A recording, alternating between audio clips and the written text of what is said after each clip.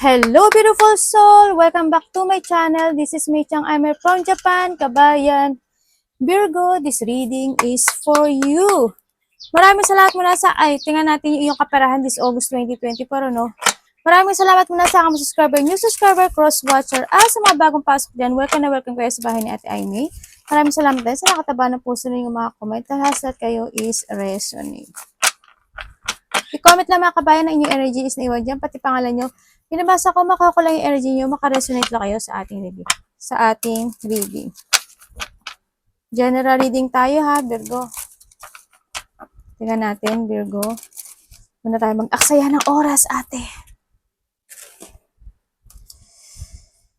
Okay, we have September. I don't know kung anong meron sa September sa'yo, no? Yan. There's something happening by September. Ang nakita ko ito. Pero ang nakikita ko sa kanya, siguro may mga magaganap na hindi aasahan na problema to.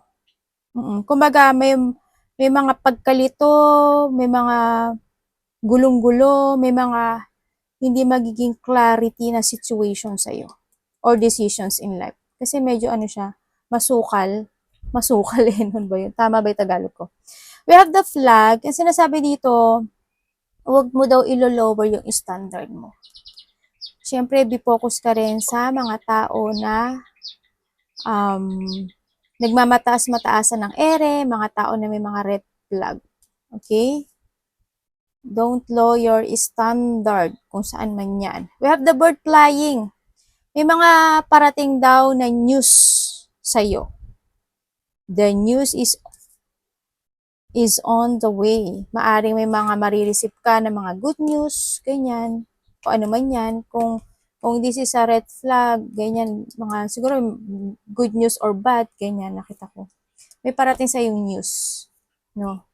And we have the pineapple. Yan, may mga reconciliation akong nakikita sa'yo. And syempre, nakikita ko rin kasi sa pineapple is marami siyang mata. Diba? But it comes sa maraming mata. Kailangan maging open ka dito. Marami ka dapat mata. Diba? Yan. Sa may mga red flag or mga situation na ilolo niya yung standard mo, at huwag kang papatalo doon. Yan. May mga reconciliation, mga pagbabate, mga pag-uusap, mga ganyan ako nakita. Mga siguro magkakaroon ng mga peace, ganyan. Nakikita ko dito, may mga peaceful, may mga communication ako na nakikita dito sa situation na to. And syempre, we have the dolphin. Wow, parang this is a, financial gain to. Ayan financial gain is usually coming, di ba? From something you did. May mga ginawa ka daw from the past na parating, na mag-aangat. Halimbawa, from yung mga nakaraang taon, mga araw, or buwan man yan, na wala ka talagang naipon, di ba? And then, nag-start ka ngayon mag-ipon, ganyan, ng pera. Ngayon, yung mga ginawa mo na yon na situation, maaring yan, tataas siya. Kumbaga, makakaipon ka na, tapos, o kaya, halimbawa, ang naipon mo lang last year is 10,000, ganyan. By this year, dadami na daw yan. Kumbaga, magiging 20,000, magiging 30,000 yan. Kung ano yung daw yung mga ginawa mo sa nakaraan, yan daw. No, may mga ginawa ka daw sa nakaraan na magigain ang iyong financial. Ayan, parating na daw. Usually coming siya. Yan. Maaaring, halimbawa, nag-invest ka. Diba? Halimbawa, nag-invest ka. Ganyan. Maaring parating na siya. No? Yung financial gain na yan. We have the fail. Yan. This is the time na raw na at ibig sabihin, yung mga situation na nangyari in the past, maybe ito, di ba? Kung may mga sitwasyon ka na pinagdagaan na nahirap, di ba? Because of the fail, ibig sabihin, matatapos na siya. Kasi financial gain is coming, di ba? Matatapos na yung mga financial problem na situation mo sa buhay mo. And then, the good news talaga is darating sa'yo. Diba? The news is on the way. Diba?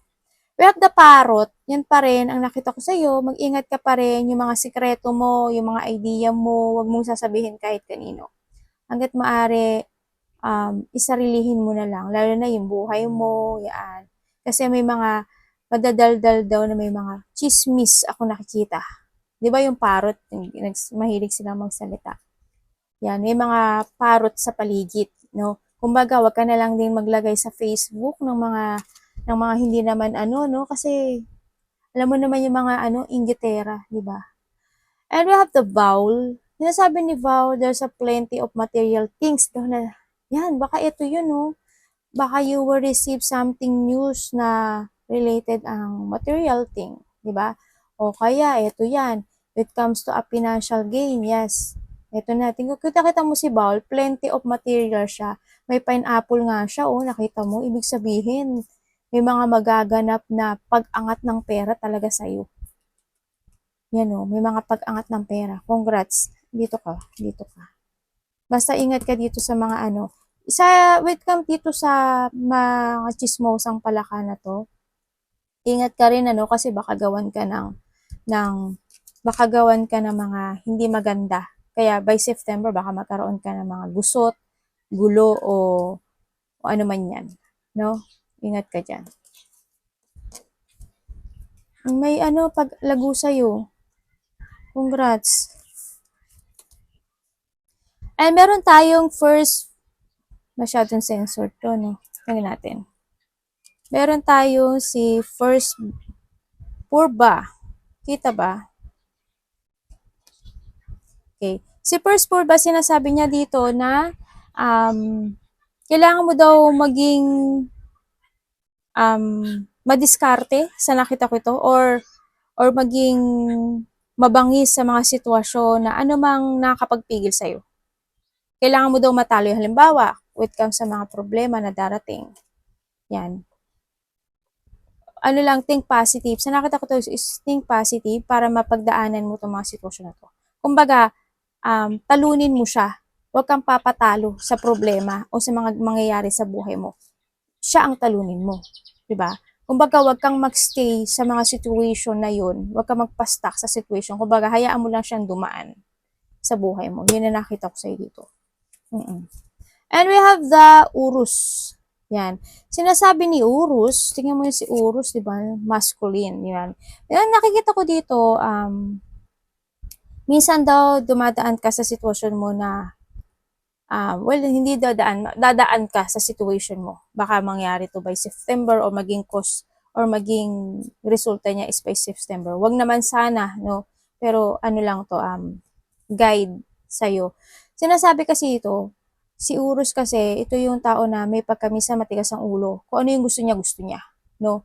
Siya yun. Kumbaga, may mga sitwasyon ako na nakita na nagpapasya siya ng basta-basta. Yun ang nakikita ko dito.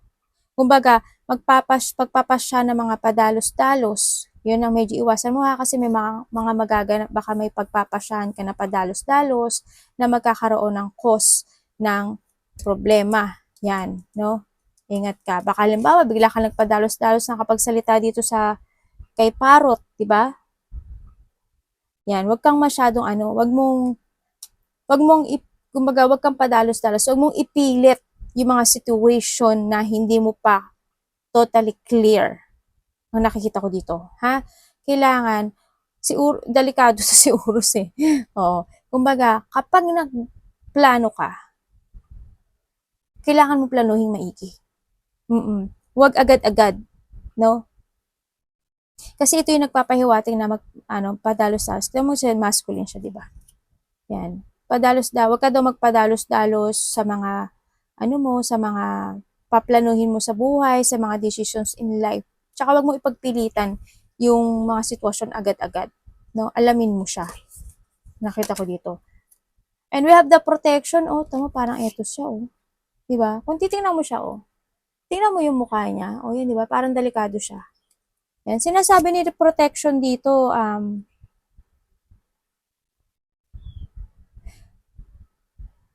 ingat ka dito. Kasi, protektado ka naman daw. You are protected naman daw sa mga tao na mangniling lang sa'yo. Yan. Ibig sabihin, yan, may mga mangniling lang daw sa'yo, pangliling lang. Oo, pagpalagay na natin sa iba sa inyo nangyari na to sa nakaraan. It's possible na mangyari pang muli ito by August, ha? Huwag kayong, ay, nangyari na kasi yan sa akin, okay lang. No, you need to be alert, no? Yan. Ang nakikita ko dito, yan, may mga pangliling lang, no? Pero you are protected naman. Kumbaga, the universe is beside you. Pero syempre, protektahan mo rin yung sarili mo. Kaya kaya dito si Urus, wag ka daw padalos-dalos. Kung makita mo siya, di ba, pabaksak siya. Ganun. Para siyang planning for a building, tapos ganun. Well, kung ano man ito. Yun na nakikita ko dito, yan, may mga paniling lang na situation, lie low for a while, yan. Kumbaga sinasabi niya, mag-lie low ka muna. Pag-isipan mo muna. Wag mo munang i-push or wag mo munang agad-agad na gawin. Pag-isipan mo maigi. Mag-lie low ka, no? Wag ka agad, kumbaga lie low for a while, tapos ipapakita daw niya sa'yo yung katotohanan. Sabi ko sa'yo protektado ka ng taas. Pero kailangan makinig ka sa intuition mo. This is more on intuition kasi. 'Di ba? Alam mo, may mga gusto kang gawin talaga na gusto mong ipagpilitan. No, that's wrong. Oh, English ate. Oo, totoo, promise. Ikaw din, magsisisi ka. No? Maglaylo ka muna, tapos saka mo siya pag-isipang maigi kung tama ba yung gagawin mo. No? Kasi may magaganap daw. We have the 1, 2, 2, 1. Baka nakakita ka na itong 1, 2, 2, 1 or related sa'yo to, no? Na number. Sinasabi dito na kumbaga, pinoprotektahan ka sa mga tao rin na pangliling lang din to no? Kumbaga, there's a change, joy, communication, message, there's a good news. Ayan, meron din akong nakikitang good news. Kumbaga, expression and high vibes. Be high vibes lang sa nakita ko dito. No? Kumbaga, mas more kang maniwala na kakayanin mo ang lahat. Yan, with the dito. Kuiper Burba. Mas lalo kang maniwala na mas kakayanin mo yung mga situation na nakakapagpaharang sa yung destination o mga nakapagpapapigil sa iyo to growth, no? Yes, mas more kang maging high vibes ka. Yan, no? Pero mag-ingat ka dito ha, dito sa sitwasyon na to. Kasi hindi siya maganda.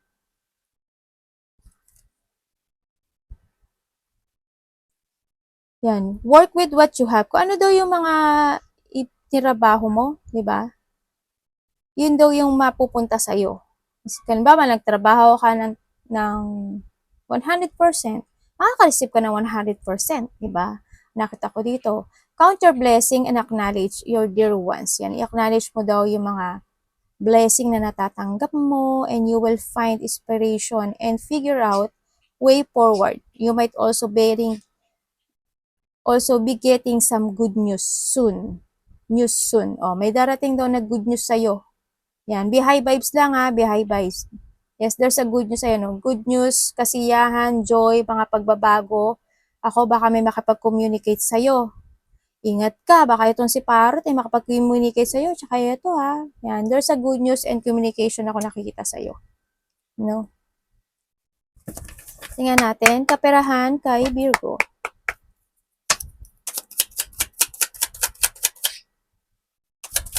August 2024, Virgo, kaperahan. Please show me.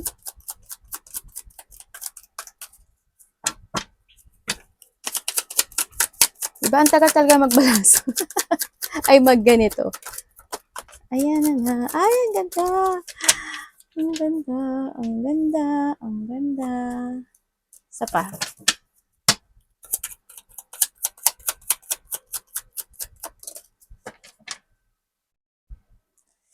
May makipag-usap nga sa'yo.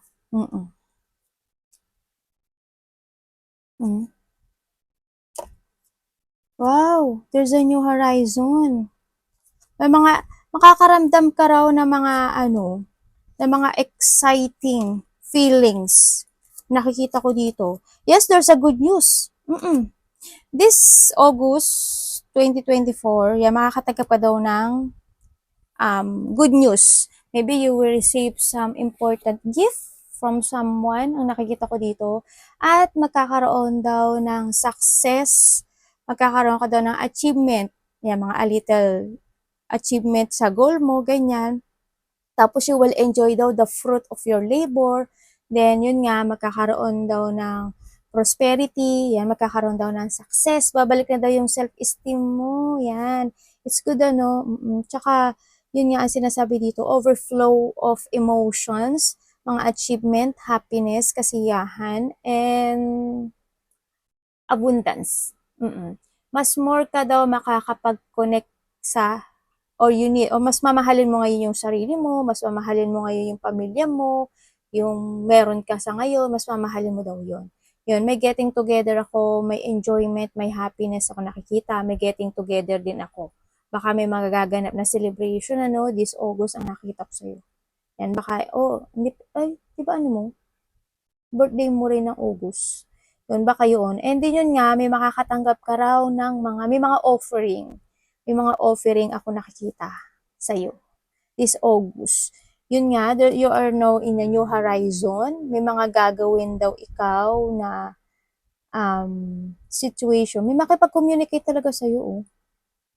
Makaka-receive ka talaga ng mga ng mga gift, messages. Yun nakita ko. Wow, congrats. Good news to sa'yo. Kasi more on good news naman. Pero mag-ingat ka, ha. Dito, ha. Huwag ka agad pabigla-bigla ng mga gagawin sa buhay. Maglaylo ka lang muna, tapos pag-isipan mong maigi. Kasi ipapakita niya sa'yo. Humiling ka lang sa taas. Halimbawa, mag-i-invest ka. Hingi ka sa taas. Kasi they protect you, niya. Angels, universe, dapat ba nagawin ko to? Ganyan. Papakita niya sa'yo, maglaylo ka lang, basta huwag pabigla-bigla. Kasi eto, tandaan mo, ito, pabigla-bigla to, ha? Pag pabigla-bigla ka, wala na to, wala tong magaganap, no? Okay, kailangan, huwag kang pabigla-bigla ng basta-basta ang susugod sa isang situation, o ano man yan, business man yan, o ano man yan, ha? Ingat ka. Arigatou namaste, God bless.